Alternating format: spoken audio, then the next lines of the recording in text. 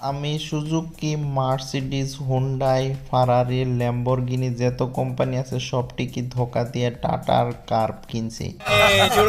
নতুন নতুন গাড়ির ফিল রাখবার জন্য ফিতে কয়টাও খুলি নেয়। মেলা দিন হইলো গাড়িটা ধুই নেই, কারণ পানি যাওয়ার জায়গা নাই, বাড়ির ধান হিদ্ধ করতেছে হেজুনতে। মোটরের পাইপটি হেজুনতে জোড়ায় এক জায়গা থুয়ে দেওয়া হয়েছিল, কিন্তু আজকে গাড়িটা ধুম বলে ভাবছি। ধানডি হুকাইছে, আবারই নতুন করে সিদ্ধ করবো কালকে। অনেক কষ্ট করে পাইপ জয়েন দিয়ে পানি বালতিত কিছু জমা করলাম, আর বালতির মধ্যে দিছি হ্যান্ড ওয়াশ। এমনি তো গাড়ি বেশি লেত্রা হনাই, কিন্তু ধুলা বহুত পড়ছে, সেজন্য আমি আগে পানি মেরে দেই, তারপরে ডলমু। আমাক তো বহুত মানুষে বহুত কথাই ক যে এত দামি টেহা দিয়ে গাড়ি কিনা হাইরে কি লাভ, আরো কত কিছু ছোট মোটো গাড়ি নিত, আরো বহুত কিবা কিবি। কিন্তু আমার কাছে এই গাড়িটাই ভাল লাগছিল, আর আমি এই গাড়ির জন্য প্রায় 2 ইয়ার্স ওয়েট করছি। গাড়ি পরিষ্কার করার জন্য আমি আমার নতুন টি শার্ট বাই করে আনছি।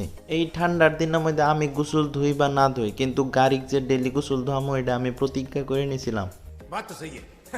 মানুষে ক যে গাড়ি কিনাটা তো বড় কথা না, ধোয়াটা হে বড় কথা। কিন্তু আমি ভাবি যে গাড়ি কিনাটা বড় কথা। পয়সা না থাকলে গাড়িটা কিবে কিনবো, আর গাড়ি না কিনলে গাড়ি ধুবো কিবে। হ্যান্ড ওয়াশ দিয়ে গাড়ি ধোয়ানোর পরে গাড়িটা কিরম যে চকচকা দেখা গেতেছে, আমার দেখে বেশি ভালো লাগতেছে। নতুন গাড়ি পায় যে আমি পুরানা গাড়িটা ভুলে যাবো, আমি ওইরকম মানুষ না। সেজন্যে আমার স্কুটিটাও আমি ভালো করে ধুই, নইলে স্কুটি আবার মনে মনে ভাববো যে নতুন বস্তু পায় আমাকে ভুলে গেছে। এই জায়গাটার মধ্যে আমি গাড়ি ধোয়ার জন্য জায়গা বানাবার চাইতেছি।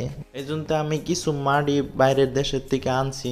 মারুতি গাড়ি একটা ধুইতে যে যত কষ্ট লাগে, ওটা যে মারুতিটা ধোয়া উইহে জানে। আর আমার মারুতিটা ধুয়ে এত ভাগর লাগছে, আমার অবস্থায় কাহিল হয়ে গেছে গা। এবে কি গাড়ি একটা ধুবার গেলে 300 টাকা নেয়। ওহা কালকে সকালে যে ধান হিদ্ধ করবো কথাটা আমার মনে নাই, পানি তো সব বাড়ির ভিতরে গেছে গা। আম্মা তো অল্প কথা শোনাবই। আর এটা টাটার নতুন কি, আরেকদিন ব্লগে আমি গাড়ির ভিতরে ইন্টেরিয়র হানি দেখামো।